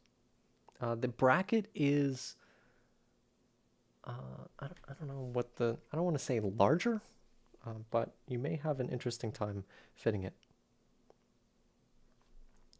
The battery switch must be accessible. Please make your battery switch accessible, but, and I bet this is called out next. Oh, it's in, yep. Where is it? Yeah. So this is such a hard needle to thread, right? You need the power switch to be accessible because the bottom line is something may happen. If your robot's emitting smoke and I am the FTA at your event, I need to reach in and turn it off. That's the first step that I need to take. And I have such a hard time finding power switches on most robots. Part of that is just me and my eyesight, but it needs to be very clearly labeled and accessible. So I don't have to reach into a smoking robot in order to turn it off, please. But at the same time, it has to be protected. I don't know how many times I've seen a team run into the side wall and their power switch was positioned perfectly so that the top of the field perimeter hit the switch, turned off the robot, and that was it. Please don't do that to yourself. Because I don't want to be mean, but it is a little funny. And we are going to laugh about it together, hopefully, when it happens. And last year we added some clarifications on the role of secondary power switches and how they must be labeled. So make sure it's labeled as a secondary switch. That way you can, I think the main use case for a secondary switch is turning off LEDs. And I highly recommend that use case. If you have more than a few LEDs on your robot, and if you have them programmed in any way that they flash or anything, you should be prepared to turn them off separate from the main robot power so that you can still play matches, but you're not using the LEDs.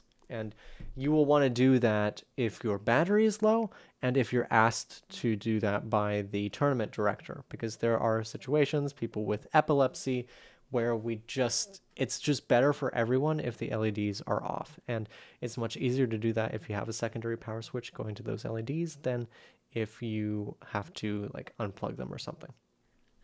So just keep that in mind. I recommend doing that if you have LEDs.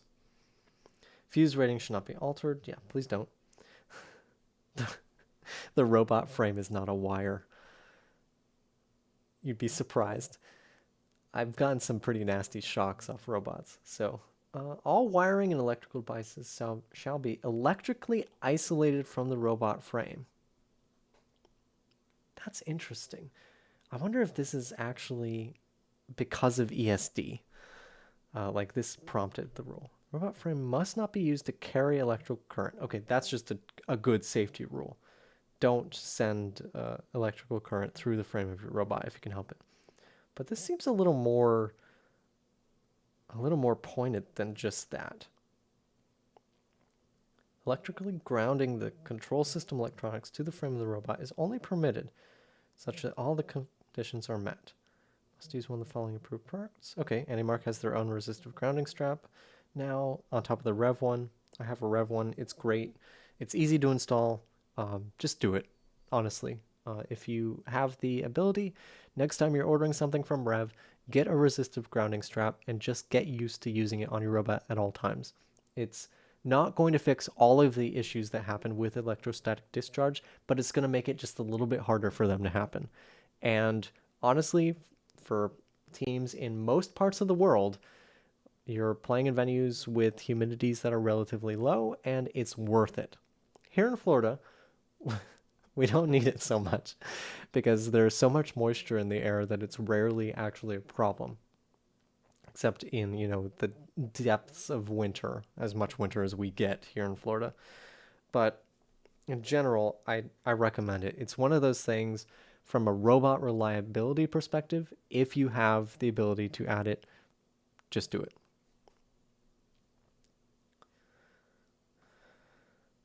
You're going to connect that strap to an XT30 connector on your control hub, presumably. You may not ground the robot frame to the field. That's a standard.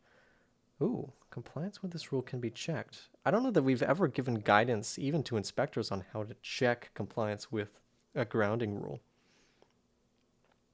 Greater than 120 ohm resistance between the positive or negative terminal of the robot main power switch and in the on position at any point on the robot. Okay. Wow, this is actually really great information because, for example, the fact that it calls out most aluminum has a clear anodizing layer or oxidation layer that acts as an insulator. If you're going to test this just by taking a voltmeter, or in this case, you're not using the voltmeter portion of it, but you're just touching it to the frame of the robot, that's not going to work because you're probably not actually making contact with the metal itself for a lot of the pieces that you would get from like Go Builda, for example. So you do have to do a little bit more scratching or filing. And that goes for the Rev or AndyMark resistive grounding strap too. It may not be enough for you to just plug it into the XT30 and then take the metal ring and mount it to a plate. You actually need to scratch underneath where the ring is going to touch the metal to get through that anodizing layer or any oxidation and actually make metal-to-metal contact. Even if it looks like metal, you may not actually be completing an electrical circuit. So make sure you do that step as well. I hope that there's guidance on the pages for those when you go to buy them. Electrical system must be inspectable, but that doesn't necessarily mean you can see everything during matches. That's fine. No high voltage allowed. Cannot have your own power regulation device. Okay, that's fine.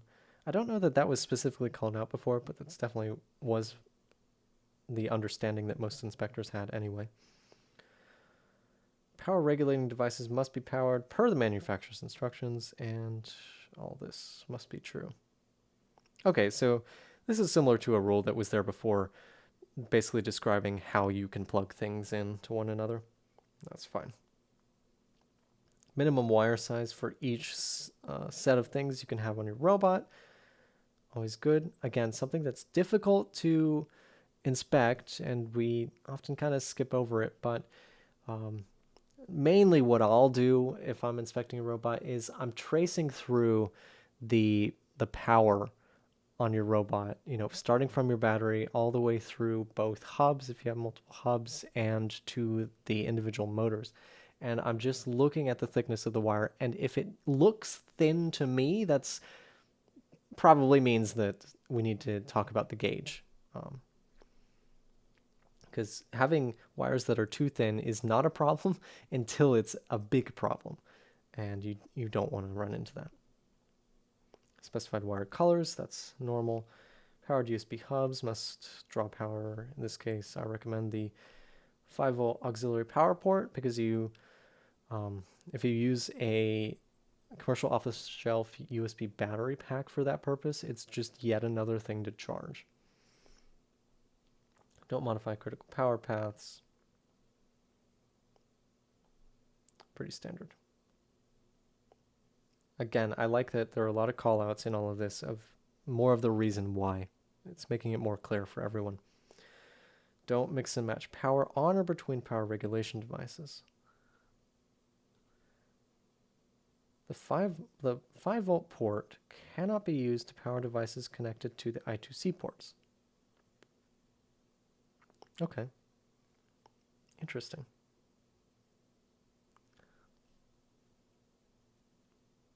A regulated 5-volt output cannot be used to power an I2C device. Okay, so I think one of the things that this is calling out is a while back when LEDs were all the rage and neopixels were the things to buy, you would have to use an I2C to SPI converter.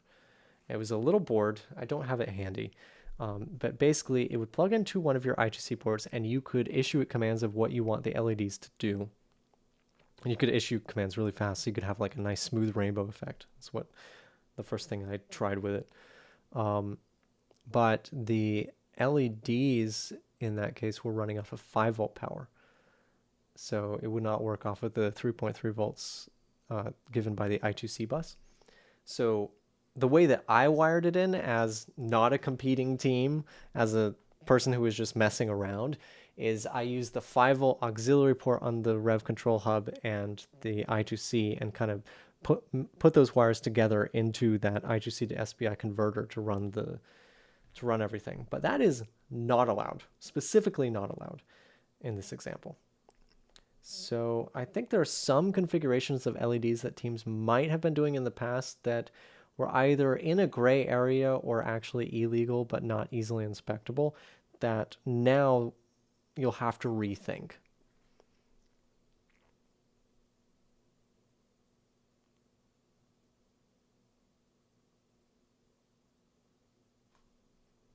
Although, yeah, okay. Part B, maybe reversing exactly what I just said. May only be used for devices directly connected. The only exception to that is 5-volt power. May be used in conjunction with any I2C port on that device.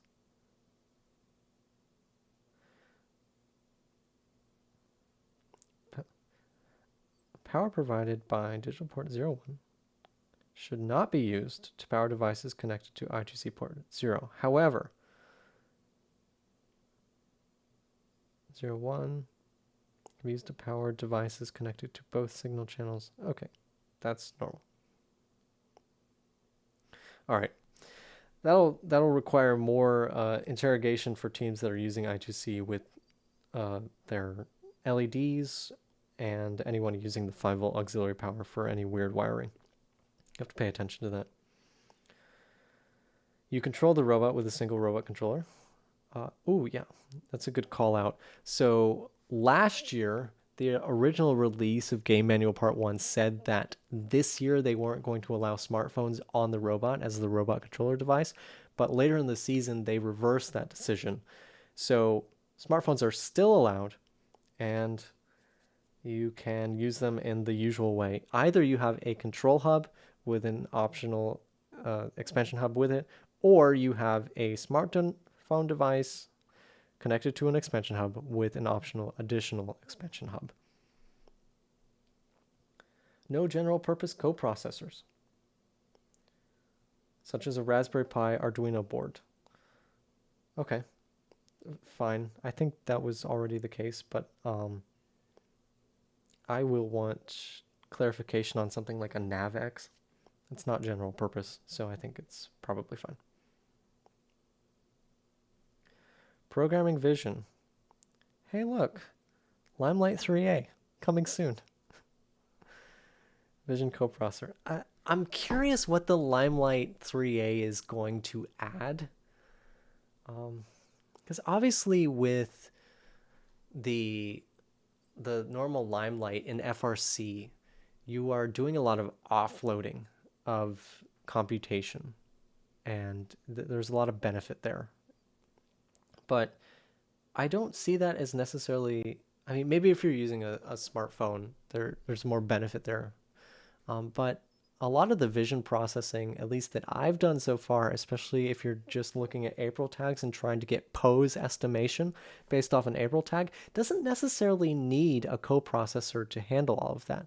There's plenty of processing power available on Rev Control Hub and most smartphones to do that for you. So I'm interested what the folks at Limelight think the selling point is. Use only legal Android smartphone devices. This just looks to me like the same list as before, but with the same call out that they have to use Android 7. Some supported modules may be able to be upgraded. Okay, so the concern was if you waited too long for like the Motorola G4 Play and you didn't upgrade it to Android 7, at some point you got stuck on Android 6 because 7 was no longer available as an upgrade, but it looks like they found a way that you may be able to do that upgrade so you can still use it, and that's great. Because if you've invested in a smartphone and you still want to use it, it would be annoying if you were stuck on Android 6 and that prevented you from using it. You connect it the same way, bandwidth is restricted. Okay. No streamed video or audio may be sent. Okay. That I think that was the point of this rule, is no streamed video. But if you've used Vision in the past, you know that you can open up the camera on the driver station and tap to get a single frame. That's still fine. This next rule talks about the naming of everything. Looks to be the same. Don't interfere with robot networks. Yeah, please. I like that's called out twice. No other wireless allowed. No form of wireless communication shall be used to communicate to, from, or within the robot, except those specified. Okay, yeah. Turn off the wireless on your GoPro, please. As much as I would love to have a GoPro on all 4 robots and be able to show it on screen during a match, that is a bad idea. It will take up way too much wireless spectrum. So don't do that. Robot controller must be visible for inspection, but not necessarily visible during a match, although, oh good, they called this out. Teams are encouraged to mount it away from your motors. Great. And encourage not to, don't take your control hub and mount it against a sheet of metal where the wireless antenna is going to be blocked. That will cause you problems. And you're also encouraged to make diagnostic lights visible. Great. Thank you. As an FTA, I would like to see the main LED on your control hub and on your expansion hub as much as possible. That is the fastest way for me to understand what's happening during a match so that I can give you advice on what to do if something went wrong. Only specified modifications to the control hub or core control system devices is permitted. Makes sense. Have to dig into that. Ooh, tape may be applied for debris protection. That's nice. Keep control system software up to date. All right. Following table lists the recommended software versions. The word recommended is interesting here because we traditionally have minimum allowed software versions. Regardless of the version selected, it is highly recommended that the versions match major and minor values. Okay, so the word recommended is an important departure here. We normally in the robot or the field inspection had a section where we had minimum allowed software versions for everything. You absolutely must be at least, like this year, it would be at least version 10.0 on the controller, robot controller, and driver station apps. And you would be required to have the versions match exactly. So if you had version 10.0.1 on the robot controller and version 10.1 on the driver station, we would have to actually downgrade the driver station to match your robot controller, and they had to match exactly, or you would technically not pass field inspection. We were always lenient on this because it doesn't provide you a competitive advantage. If anything, it provides you a competitive disadvantage due to the risks. But now it's just a recommendation. So that's going to make field inspection easier.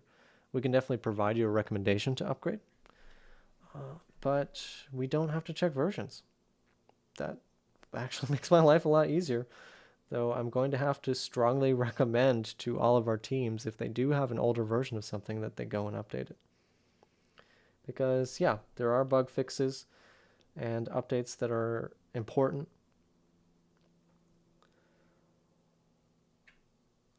It's interesting that it calls out field staff will not be able to provide comprehensive support to teams with software older than the recommended version. So yeah, if you show up next year with version 9 or version 8 of the robot controller or driver station app, there's not too much I can do if the robot is not behaving the way you think it should.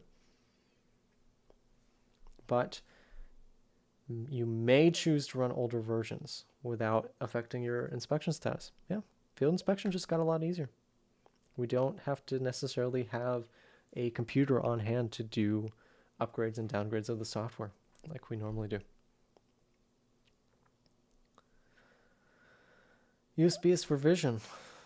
Okay, yeah, that makes sense. USB ports on the devices are only for vision related things. Again, there's that limelight. Okay, good. Husky lens is called out, is still allowed, as well as the typical Logitech things.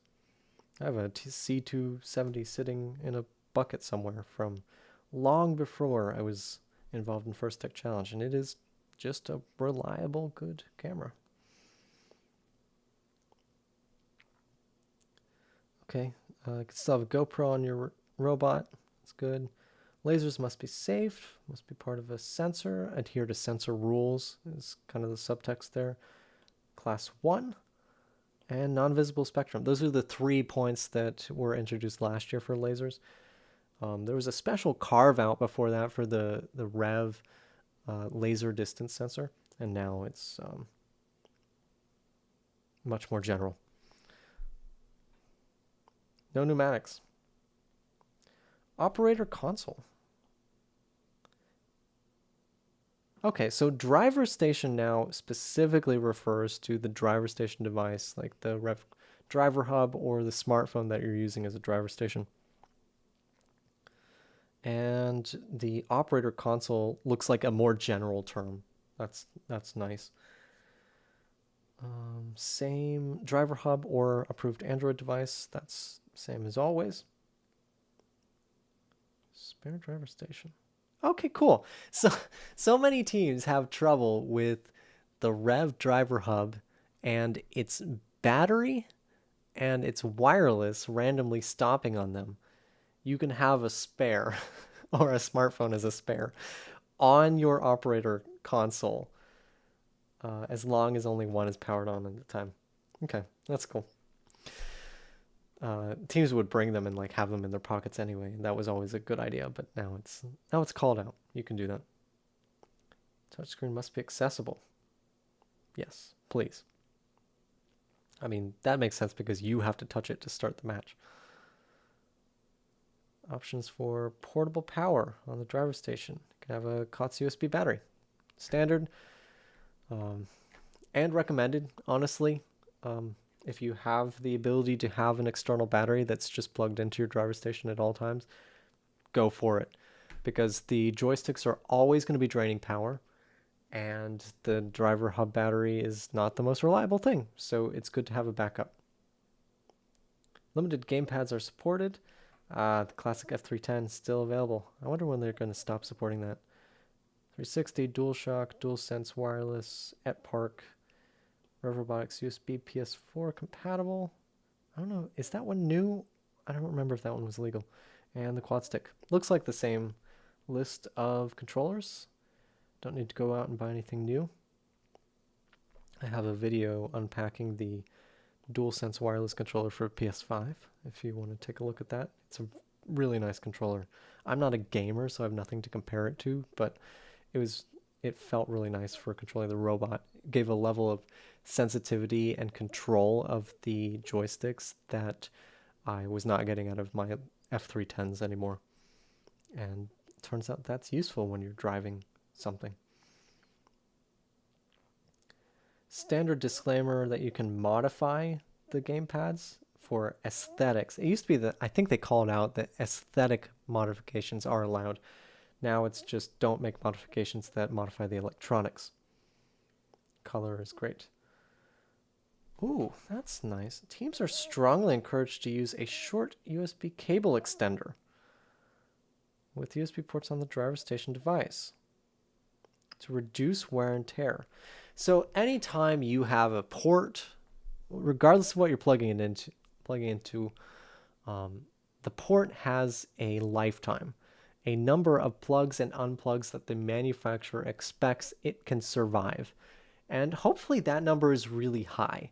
If let's take the Rev driver hub, for example. Hopefully they've gone out and chosen a USB port that they solder onto the board that has a long plug lifetime, because they know that you're going to be constantly plugging joysticks in and out. Unfortunately, you don't know what the choices were there. But you can hedge your bets against that by putting a small extension.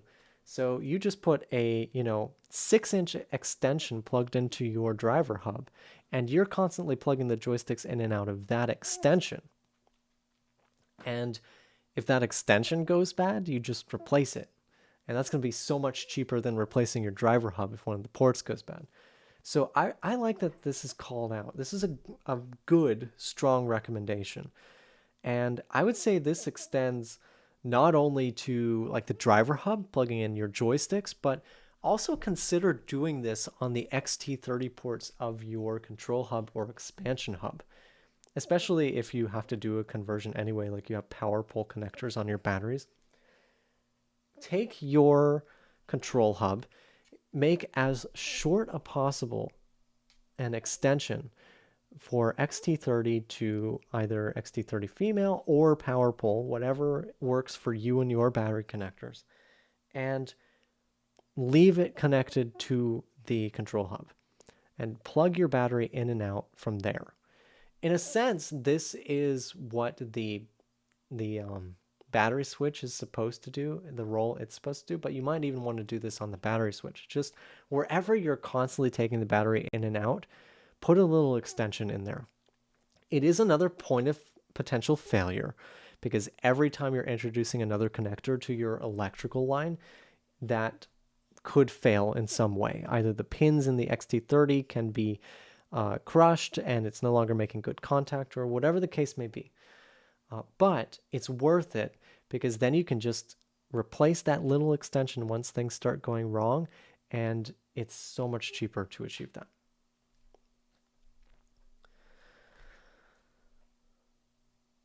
Physical requirements for the operator console.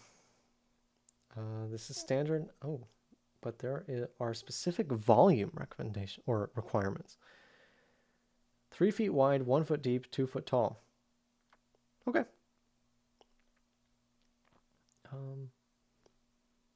I don't think I've seen any consoles that are bigger than that used in, normal circumstances. So that's fine.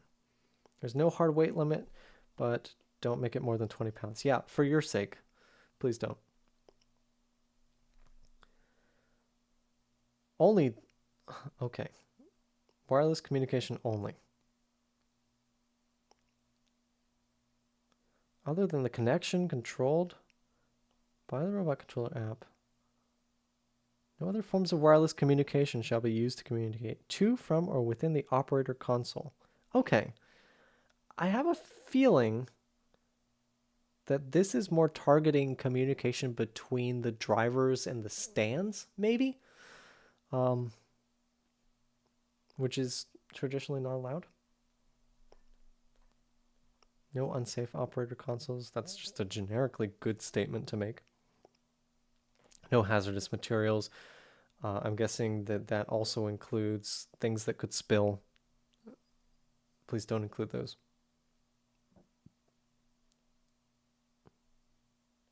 Okay. Oh, that's an interesting. Operator console rules are not intended to allow systems that function as a robot cart or replace a competition provider operator console stand. Okay, yeah, so the expectation that you should have going into a competition is that there may or may not be a table for you to place things on at the driver's station. You may have to put things on the floor. We try not to do that, especially at any events I'm involved with. I don't want to make you put things on the floor and have someone lean all the way over to the floor in order to start the match or anything like that. But you should be building your operator console in such a way that you're prepared for those types of situations. Tournament rules.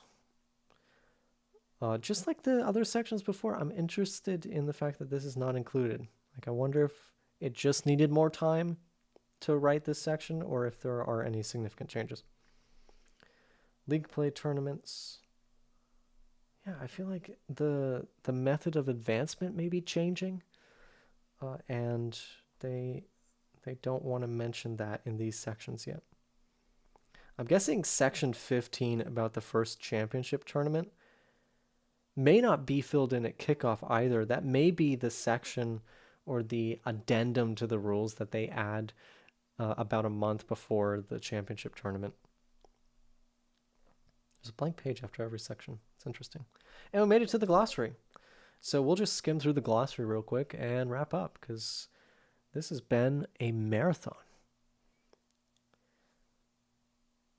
I like the capital letters. I wish they were in bold like they are here. So that would be even easier for me to read, but that might be too yelly. Okay, Alliance, Arena. We talked about Arena earlier. That is the field area, including the queues and team media area. Coach, component, COTS, custom circuit. Drive team is a set of up to 4 people. Yep, so human players, still a thing. Driver station is specifically the Android device versus the operator console, which is the entire assembly. Fabricated item we talked about. Field staff. Collective or group of individual on or near the field responsible for making sure that matches are cycled through. Okay, so that to me that means referees, FTAs, all technical crew, queuers, field managers, field supervisor.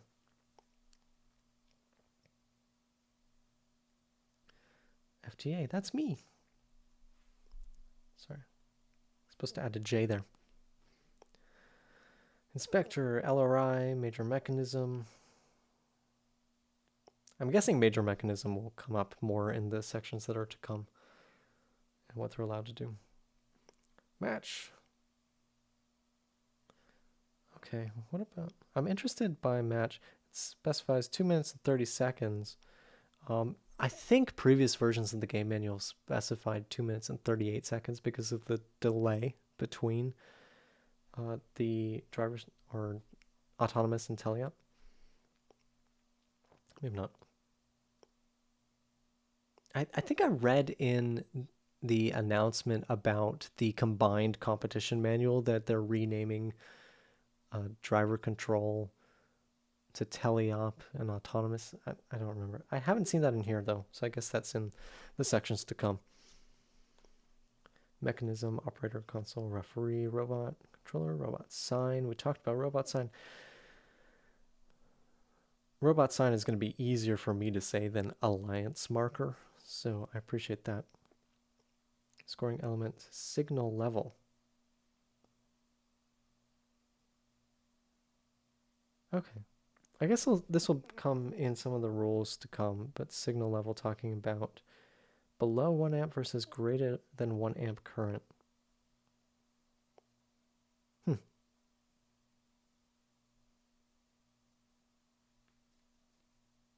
Interesting. Wonder what that will be used for.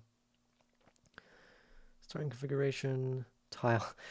You know, if you were involved in Worlds 2 years ago, you know that all tiles are approximately any given size. So I think it's just funny to see the word approximate in there. And vendor. Yeah, we talked about vendors. We've made it to the end, my friends. Thank you for joining me on this journey. I did not expect to spend 2 hours reading through this manual, but here we are. So in summary, we have one competition manual now that is both game manual part 1 and part 2, and it's just going to see revisions when kickoff comes on. This is revision, I saw in there, this is revision 0, which I think is funny. It's nice to start with 0 because it does kind of give you a hint that, like, yeah, not all the information is here. So just be aware. Presumably kickoff will be version 1, and then we'll go from there as things actually change. So competition manual, further aligned with first robotics competition. I noticed some terms in there have a little more alignment, so we have a more ubiquitous language between the two programs. The formatting looks familiar, has its own First Tech Challenge flair for sure, but it looks more like a First Robotics competition manual in general format. And this is the end of July. Next major thing that will happen is the revision for kickoff when we all know the game. I'm excited for it.